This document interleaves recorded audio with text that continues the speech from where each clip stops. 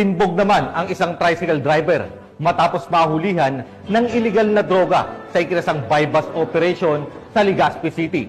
Ang buong detalye ng balita mula kay Patrolman Arvin Balabis.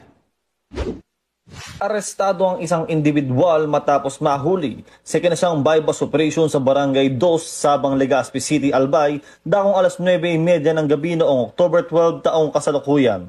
Kinilala ni Police Brigadier General Elazar P. Mata, Director ng PNP-DEG, ang nadakip na suspect na si alias Jimboy, 36 anyos, isang street-level individual.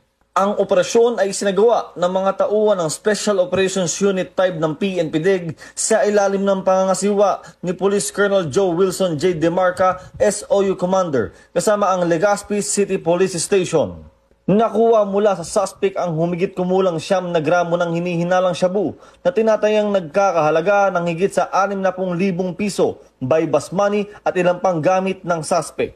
Ang suspect ay nabasahan ng kanyang mga karapatan sa wikang kanyang naiintindihan at ito'y kasalukuyang nasa kustodiya ng Legazpi City Police Station abang hinihahanda ang mga dokumento para sa kanyang paglilitis.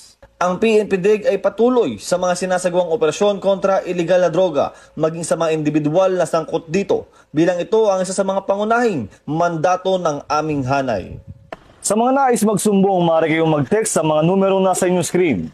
Dahil sa bagong Pilipinas, ang gusto ng PNP-DEG, iligal na droga bigyan ng wakas. Mula sa tanggapan ng PNP Drug Enforcement Group, ako ang inyong Police News Network Correspondent, Patrolman Arvin Balabis. Alagad ng batas, tagataguyod ng Balitang Pulis.